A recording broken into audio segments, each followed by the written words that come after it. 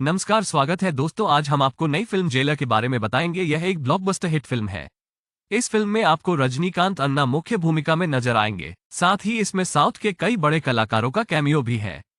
तो बिना किसी देरी के आइए स्पष्टीकरण शुरू करें। फिल्म की शुरुआत में हम देखते हैं कि एक मंदिर से एक पुरानी मूर्ति चोरी हो गई है।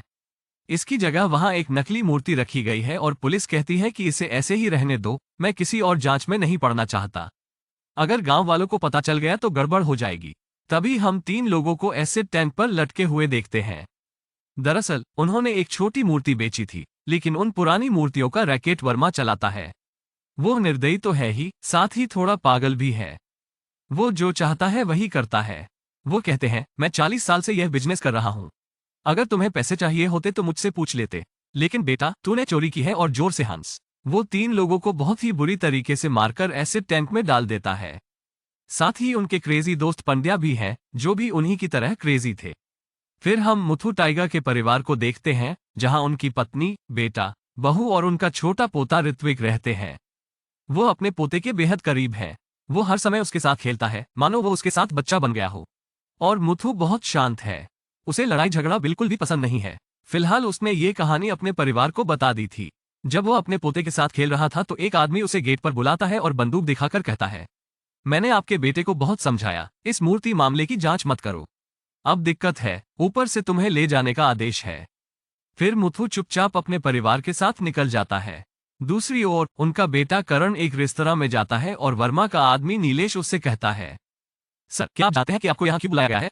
इस मूर्ति प्रकरण को छोड़ दो, नहीं तो तुम भी परिवार सहित गायब हो जाओगे। फिर करण पूछते हैं कि मेरा परिवार कहाँ से आया? तब नीलेश कहता है, हाँ मैं अभी तुम्हारे पापा को फोन करता हूँ। उसे बुलाने से पहले मुथु ने फोन किया और कहा, आपके भेजे हुए लोग अब सो रहे हैं, क्या मुझे अब घर जाना चाहिए? इसके बाद करण कहते हैं, आपने गलती कर दी। मैं एक शेर हूँ, लेकिन मेरे पिता एक डायनासोर है। तुमने उसका अपहरण कर लिया। दरअसल करण को अपने पिता के बारे में सच्चाई पता थी। फिर वो नीलेश को हवालात में ले जाता है और उसे 3rd डिग्री देता है। दूसरी ओर मुथु अपने परिवार के साथ खुशी से रहता था। उनका बेटा उनका सम्मान करता था। उन्हीं की तरह वो एक ईमानदार पुलिस अधिकारी थे। दरअसल मुथु एक सेवानिवृत्त जेलर है। उन्होंने हमेशा सिस्टम में काम किया है। उन्होंने अपनी ईमानदारी के साथ साथ अपने बेटे को भी पुलिस अधिकारी बनाया है। एक दिन मुथु बाजार से लौट रहा था। पांडुरंगा उसे कहते हैं, मैं तुम्हें अभी कार से मार देता। आपके पोते ने एक बार गेंद मारकर मेरी टैक्सी का शीशा तोड़ दिया था। जब मैंने उससे पूछा कि उसने ऐसा क्यों किया, तो उसने मुझसे कहा, सड़क पर गाड़ी चलाना बंद करो, हवा में गाड़ी चलाओ। और तुम दूर से हंस रहे थे। तभी से मेरे मन में तुमसे द्वेष है। कुछ दिनों तक घर में सब कुछ ठीक रहा। फिर एक दिन सुबह पूर्णिमा मुथु से कहती है, करण कल रात घर नहीं लौटा। फिर मुथु ने पुलिस स्टेशन को फोन किया और पूछा, SAP कहाँ है? फिर वे कहते हैं, सर करण सर कल रात जल्दी ऑफिस से चले गए। तब मुथु चिंतित हो जाता है और एक दिन बीत जाता है। फिर उसकी मुलाकात वरिष्ठ अधिकारी से होती है। कहते हैं, अधिकारी करण एक SAP है। आखिरकार हम उसे जल्दी ढूंढ लेंगे, बात को बाहर न जाने दें, अन्यथा विभाग की बदनामी होगी। उनके कर्मचारी भी आपस में बातचीत कर रहे थे। उन्हें मूर्ति की जांच के लिए जाने को किसने कहा? हमने उसे रोका भी था। वो हीरो बनना चाहता था, अब वह लापता है और मूर्ति दूर से सुन रही थी। फिर मुथु पता लगाने के लिए नीलेश के पास जाता है और उससे माफी मांगता है। वो कहते हैं, जो कुछ भी हुआ मैं माफी मांगता हूँ। यदि आप जानते हैं कि मेरा बेटा कहाँ है, कृपया मुझे बताओ। वो तुम्हें कभी परेशान नहीं करेगा। तब मुथु कहता है, हवालात में आपके बेटे ने मुझे 3rd डिग्री से मारा। अब मुझे पता भी होगा तो नहीं बताऊंगा। और हाँ, मैं कल चमेली के घर जा रहा हूँ। अगर आप वहां जाकर पता करना चाहें तो आ सकते हैं। और उसके सभी लोग उस पर हंस रहे हैं। और जब मुथु रात को घर लौटता है, महिला कांस्टेबल का कहना है, सर मैंने करण सर को पहले ही मना कर दिया था। इस मूर्ति जांच में आज से पहले जितने भी अधिकारी गए हैं, कोई जीवित नहीं है, तो शायद करण सर भी अब हमारे बीच नहीं है। ये सुनने के बाद मुथु और उसका परिवार मानो वे अंदर से टूट गए हों। पूरे घर में मानो भूचाल आ गया। उनकी पत्नी पूर्णिमा उनसे कहती है, आज आपकी वजह से मेरे बेटे की यह हालत है। जिंदगी में कई जगह समझौता करना पड़ता है।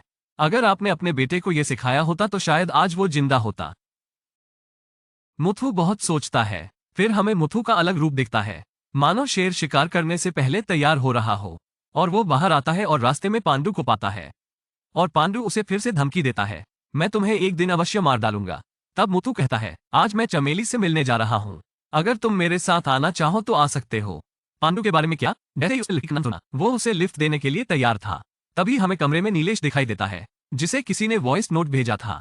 सर वर्मा ने ACP का अपहरण कर लिया है। इस वजह से पुलिस यहाँ समस्या खड़ी कर रही है। हमसे पूछताछ की जा रही है। तब नीलेश कहता है, फोन पर ये सब मत करो, मैं अपनी जिंदगी से प्यार करता हूँ और मैं वर्मा का वफादार कुत्ता हूँ। जब वो ये सब बातें कर रहा था तो जेलर उसके पीछे खड़ा था।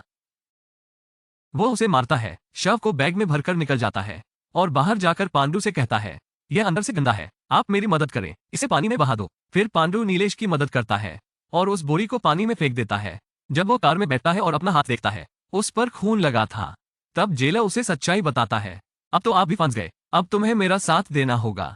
फिर हम देखते हैं मुथु ऋत्विक को स्कूल छोड़ने गया था और वे आइसक्रीम की दुकान से आइसक्रीम ले रहे थे। अचानक एक आदमी ऑटो से आता है, चाकू के साथ आता है और ऋत्विक की गर्दन पर वार कर देता है, लेकिन मुथु किसी तरह उसे बचा लेता है। तभी वर्मा उसे बुलाता है और कहता है, तुमने नीलेश की हत्या करके क्या सोचा, तुम बच जाओगे, मैं तुम्हारे पूरे परिवार को टुकड़े टुकड़े कर दूंगा। शरीर का पूरा हिस्सा इकट्ठा करने में 10 दिन लगेंगे। फिर मुथु रात को शराब पीने चला जाता है और ऑटो में वो आदमी भी था। वे मुथु का अनुसरण करते हैं और उसका पीछा करते हुए वो आदमी मुथु को मारने वाला था। तभी मुथु कार से एक बड़ी तलवार निकालता है और उसका गला अलग कर देता है। ये सब देखकर वो पैंट में ही पेशाब कर देते हैं। वहीं मुथु उर्फ जेला भी उसे मार देता है। फिर अगले दिन वो पूर्णिमा से कहता है, करण की मौत के बाद मुझे रातों को नींद नहीं आती, मैं डरा हुआ रहता हूँ, यह अच्छा है कि आप मुझे किसी मनोचिकित्सक के पास ले जाएं। फिर जब डॉक्टर उसे देखने के लिए कमरे में अकेले रुकने के लिए कहता है, तब मुथु कहता है, मुझे वास्तव में कुछ हत्या करने जाना है, क्या आप कुछ दिनों के लिए मेरे परिवार का ख्याल रख सकते हैं? कुछ नहीं, बस उन्हें एक छोटा सा कमरा दे दो। ये सुनकर डॉक्टर हैरान रह जाता है और फिर मुथु कहते हैं, बस मेरे परिवार को बताओ। कभी कभी मुथु हिंसक हो जाएगा और कभी कभी शांत हो जाना, बस उन्हें यह एहसास दिला दो कि मैं मानसिक रूप से बीमार हूँ। यहाँ गुरु एक आदमी से कहते हैं, ये कार एसीपी के परिवार की है, उनका अंतिम स्थान पता करें। दरअसल गुरु भी वर्मा के लिए काम करता है। तब जेला और पांडु बेंगलुरु जा रहे थे, तभी पूर्णिमा उसे बुलाती है। तब जेला कहता है, डॉक्टर ने मुझे थोड़ा टहलने को कहा, इसलिए मैं और मेरा दोस्त पांडु बेंगलुरु जा रहे हैं। और पूर्णिमा पांडु को उसका ख्याल रखने के लिए कहती है, वो मानसिक रूप से बीमार है। तब पांडु कहते हैं, हाँ मैं उसकी वजह से फंस गया हूँ, लेकिन वो ये बात फोन पर नहीं कहते। तभी जेला बेंगलुरु विक्रम के घर आता है। वो कोई और नहीं बल्कि बेंगलुरु का मशहूर डॉन है। मुथु को देखते ही वो उसे सर कहकर बुलाता है और मुथु से कहता है, सर अगर आप वहां नहीं होते, मैं आज इस सड़क पर नहीं होता। आपने मेरी सजा कम कर दी, मैं आपका बहुत शुक्रगुजार हूँ। दरअसल उस जेलर मुथु ने अपनी सजा कम कर दी क्योंकि जेल में उनका व्यवहार बहुत अच्छा था और वो मुथु को अपने साथ ले जाने के लिए 5 शार्पशूटर देता है और उसके साथ एक छोटा पैकेज भेजता है। फिर जेलर एक खाने की दुकान पर जाता है और एक लड़के से कहता है, मैंने आपको वॉइस नोट में बताया था वर्मा ने एसीपी का अपहरण कर लिया है, तो मैं एसीपी का पिता डायनासोर हूं। तभी लड़का रोते हुए कहता है, सर मुझे नहीं पता कि उन्होंने एसीपी सर को कहां से किडनैप कर लिया है। हाँ लेकिन मुझे मूर्तियों का स्थान पता है, वे प्रतिमाओं को किस रास्ते से ले जाते हैं। तभी हम देखते हैं कि पांडु एक नकली मूर्ति हाथ में लिए रास्ते में खड़ा है। वो हर ट्रक से कह रहा है, मूर्ति कहां से गिरी है, क्या ये तुम्हारा है? और थोड़ी देर बाद मछली जाल में फंस जाती है और थोड़ी देर बाद एक ट्रक कहता है, हाँ ये हमारी कार से गिर गया है, तुम वापस जाकर इसे रख लो। और उस समय पर ही वर्मा के पैकेज ने कार के नीचे एक चिन्ह लगा रखी थी और जेलर ने गाड़ी खड़ी खड़ी मोड़ दी थी। ये सीन बहुत ही महाकाव्यात्मक है। तो दूसरी ओर वर्मा अस्पताल जाता है, डॉक्टर को धमकाता है और कमरा ढूंढता है और जेलर को वीडियो कॉल करता है और कहता है, अब आप क्या करेंगे? आपका पूरा परिवार इस कमरे में है, मैं एक एक को यहीं फाड़कर गाड़ दूंगा। और वो दरवाजे पर लात मारने वाला था। फिर जेलर उसे मूर्तियां दिखाता है और सभी ट्रकों की लोकेशन बता देता है। तब वर्मा डर जाता है क्योंकि उसे लाखों का नुकसान होने वाला था। तब जेलर कहता है, तुमने इसे क्यों हिलाया? और कहते हैं, तुम्हें मेरे परिवार, आप मुझे वीडियो भेजिएगा। ये सीन बेहद दिलचस्प है। फिर जब वो समझौते के लिए पहुंचता है तो जेलर उससे कहता है कि तुम मेरे परिवार से दूर रहो, इस बार मैंने तुम्हें जीवित छोड़ दिया, लेकिन बार बार तुम्हारा भाग्य इतना अच्छा नहीं होगा। फिर भीख मांगना आपका स्थायी काम बन जाएगा, वह भी लूटने का। वर्मा अपने ड्राइवरों को तेजाब में डुबो देता है और उसे इस अपमान का बहुत बुरा लगता है और वह अपने लोगों को बुलाता है और कहता है कि जेलर के पूरे परिवार को आज खत्म कर देना चाहिए, सब लोगों को उसके घर भेज दो। तभी रात को जब जेलर सो रहा था तो उसे घर के बाहर लोगों के चलने की आवाज सुनाई दी।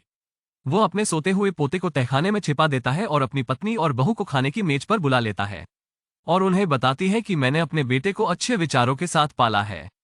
सच तो यह है कि मैंने ही उसे सिर कटाना या सिर झुकाना सिखाया है। तो आप सोचिए, अगर मेरा बेटा इतना साहसी है तो उसका पिता कितना साहसी होगा? वो एक डायनासोर है। अब इस घर में जो भी होगा उसे नजरअंदाज कर देना।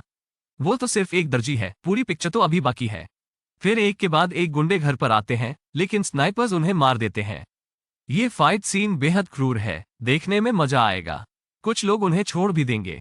फिर अगले दिन एक छोटा पैकेज घर की सफाई कर रहा था। वहीं दूसरी ओर हमें शेर खान नजर आता है, जो अपनी ही जमीन पर बम बनाकर परीक्षण कर रहा था। तब वर्मा उसे बुलाता है और कहता है, तुमने लोगों को कैसे भेजा? शेर खान, सब मर गए। तब शेर खान कहता है, तुमने मुझे बताया नहीं कि मुझे जेलर के घर भेजना है, इसलिए मैं नहीं भेजता। तब वर्मा कहता है, यदि तुम यह नहीं कर सकते तो कहो, मैं रफी भाई को पंजाब से बुलाता हूँ। शेखर कहता है, उसे फोन करो, लेकिन वो फोन नहीं उठाएगा। और ऐसा ही है, रफी फोन नहीं उठाते। फिर वर्मा को भी पता चल गया कि ये जेलर भी बलात्कारियों का बलात्कारी है। तब शेर खान उसे एक कहानी सुनाता है। कई साल पहले जब जेल में खूब मारपीट हो रही थी, तभी अचानक सन्नाटा छा जाता है और जेलर के आने का समय हो जाता है। उसका नाम सुनते ही सभी कैदी कांप उठे। वो कोई जेलर नहीं, यमराज था। जो उसके लिए अच्छा है, उसके लिए बहुत अच्छा है। अगर कोई उस पर उंगली उठाएगा तो वो अपनी उंगली वहां डालेगा जहां से वो निकाल भी नहीं सकता। फिर एंट्री होती है हमारे रजनी अन्ना की। ऐसी ग्रैंड एंट्री आपने अभी तक नहीं देखी होगी। ये बहुत ही अद्भुत दृश्य था। जब जेलर बोल रहा था तो कोई उसे बीच में ही टोक देता है, तो उसके लिए वो अपना कान काट लेता है। और एक आदमी उसे एमपीएमएलए की धमकी दे रहा था और उसने अपने लोगों की गाड़ी में बम विस्फोट कर दिया। ये हमारे जेलर का दबाव था। और अब सभी मृत जेलर पीछे आ चुके हैं और वर्मा ने देखा कि जेलर पीछे आ गया है और उसके सारे गुंडे उसके साथ आगे बढ़ रहे हैं, क्योंकि सभी 6 बदमाश उसी की जेल में थे। तो जेलर को तो सभी लोग जानते हैं। जेलर आते ही वर्मा को खूब पीटता है। फिर आखिर में वर्मा एक बात बताता है, सर एक मौका दीजिए, निराश नहीं होंगे। और फोन खोलकर अपने बेटे करण का वीडियो दिखाते हैं। करण अभी भी जीवित है। अगर तुम मुझे मारोगे तो तुम्हें कभी पता नहीं चलेगा कि करण कहाँ है। तभी जेलर भी चौंक जाता है और पूछता है कि तुम क्या चाहते हो? तब वर्मा कहता है, सर आप बहुत होशियार हैं, आप न बोलते ही समझ जाते हैं।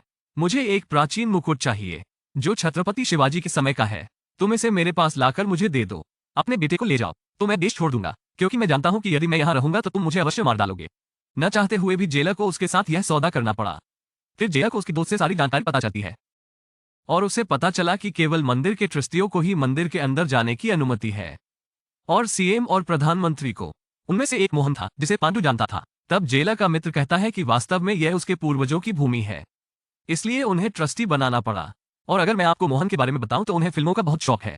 वो खुद को बड़ा हीरो मानते हैं। वो अपने पैसों से शूटिंग करते हैं। फिर जेलर वर्मा को फोन करता है और कुछ समय मांगता है, लेकिन वर्मा कहता है, मेरे 2 आदमी हर वक्त तुम्हारे साथ रहेंगे, आपकी सारी योजना बनाएंगे। फिर योजना शुरू होती है। तब छोटा पैकेट कहता है कि मोहन इस लड़की से प्यार करता है, वो भी हीरोइन बनना चाहती है। मोहन थोड़ा शर्मीला है, इसलिए वो डायरेक्टर को गिफ्ट देते हैं, लेकिन डायरेक्टर हीरोइन को उसके नाम का गिफ्ट देता है और हीरोइन सोचती है कि डायरेक्टर ने उसे गिफ्ट दिया है। यह इन लोगों के बीच का प्रेम त्रिकोण है। फिर शूट लोकेशन पर हमें उस लोकप्रिय गाने के कुछ दृश्य दिखाई देते हैं। वहीं वैनिटी बैंड में मोहन डायरेक्टर को अंगूठी देते हैं और कहते हैं, इसे दे दो, और डायरेक्टर इसे अपने नाम से बेचता है। फिर जेलर डायरेक्टर को किडनैप कर बुलाता है और कहती है, क्या मैं मोहन को सब कुछ बता दूं, जिस पैसे से आप हीरोइन के साथ काम कर रहे हैं? डायरेक्टर कहता है, सर मैं सड़क पर आऊंगा और मोहन मुझे मार डालेगा। तब जेलर कहता है, मैं जो कहूंगा वही तुम्हें करना होगा। मुझे मंदिर के अंदर मोहन की शूटिंग के कुछ फुटेज चाहिए। तब निर्देशक मोहन से उसे मंदिर के अंदर जाने की अनुमति देने के लिए कहता है और हमें मंदिर के अंदर वो पुराना मुकुट दिखाई देता है। गुरु और पांड्या दल के सदस्यों के अंदर छुपे हुए थे। तब वे वर्मा को बता रहे थे कि मुकुट हमारे सामने है। वो एक ठोस योजना बना रहे हैं। फिर हम मैथ्यू को देखते हैं जो बेसबॉल बैट से कुछ लोगों को मार रहा था और वो एक डॉन भी था। और वो जेलर से मिलता है और कहता है, जेलर ये तो बहुत मुश्किल है। मैथ्यू कहता है, बेहतर होगा कि तुम वर्मा को मार डालो। देखिए सीसीटीवी फुटेज मेरे सामने है, क्या मुझे अब उसे मार देना चाहिए? तो जेलर कहता है, नहीं मैथ्यू, मेरा बेटा उसके साथ है। नहीं तो मैंने उसे बहुत पहले ही मार डाला होता। फिर मैथ्यू के प्लान के मुताबिक जेलर को ढेर सारी हाईटेक बंदूकें दी जाती हैं। उधर डायरेक्टर मोहन को पूरी स्क्रिप्ट समझा रहे थे। तभी हम देखते हैं कि जेलर अपने सिपाहियों को प्रशिक्षण दे रहा था। फिर मंदिर की तरह एक डमी रूम बनाया गया और वहां मोहन का एक फुटेज लिया गया जहां वो नकली मुकुट चुरा रहा है और जेलर असली मंदिर का सीसीटीवी लेकर चला जाता है। वो नकली मंदिर का सीसीटीवी बदल देता है। तभी उच्चाधिकारी मोहन को मुकुट चुराते हुए देख लेता है। फिर उससे पूछताछ की जाती है और उससे कहा जाता है, तुम घर में नजरबंद हो जब तक हम इस ताज की लैब से जांच नहीं करा लेते कि यही सही ताज है। और जब वे मुकुट को जांचने के लिए ले जा रहे थे उच्च सुरक्षा के साथ, फिर उन पर हमला किया जाता है। वो कोई और नहीं बल्कि जेलर ही था। रजनी अन्ना का लुक बागी जैसा है। ये फाइट सीन हमें हमेशा याद रहेगा। लड़ाई के बाद वे वर्मा के लोगों को मुकुट भेजते हैं और वो वर्मा को फोन करता है और कहता है, मैंने ताज भेज दिया है, मेरे बेटे को कुछ नहीं होना चाहिए। फिर वर्मा की मांग में हम ब्राउन और करण को देखते हैं जो वर्मा से कह रहा था, तुमने जो भी किया वो ठीक नहीं था, हम इसे आसानी से सुलझा सकते थे। मैंने आपसे केवल 50% मांगा था, तुमने मना कर दिया और मेरा अपहरण कर लिया। क्या आपने देखा क्या हुआ? मैं 4 साल से इसकी योजना बना रहा हूँ। तब वर्मा कहते हैं, मैं नहीं जानता था कि तुम्हारे पिता इतने कंजूस हैं। मैं अब भुगतान करने को तैयार हूँ। तब करण कहते हैं, रुको, मैं अपने पिता को शांत कर दूं। फिर जब मामला ठंडा हो जाएगा, तो फिर तुम देश छोड़ दो और मुझे पैसे दे दो। तब जेला घर पर बैठा हुआ देख रहा था। दरअसल उसने नकली मुकुट में असली कैमरा छिपा रखा था, जिसका विजुअल वो घर बैठकर देख रहा था। उसका बेटा बहुत घिनौना है। उसने कभी सोचा ही नहीं। और अंदर से जेला खोखला हो जाता है। फिर अगले दिन करण घर आता है।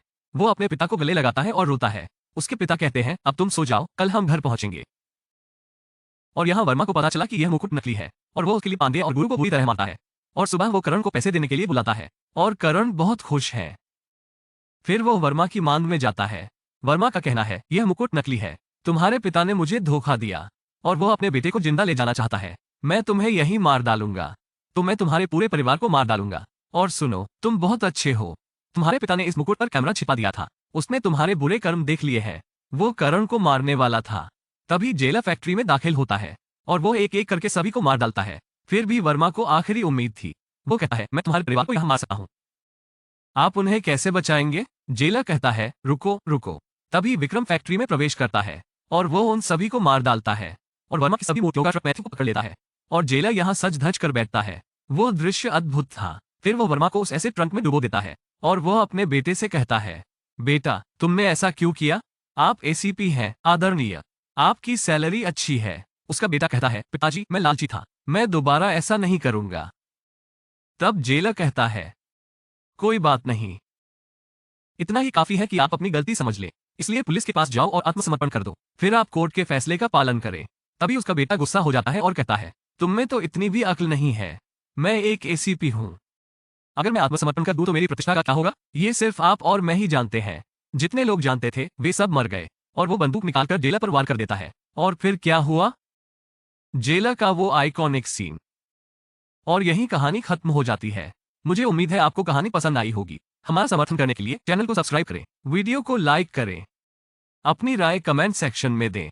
फिर मिलेंगे।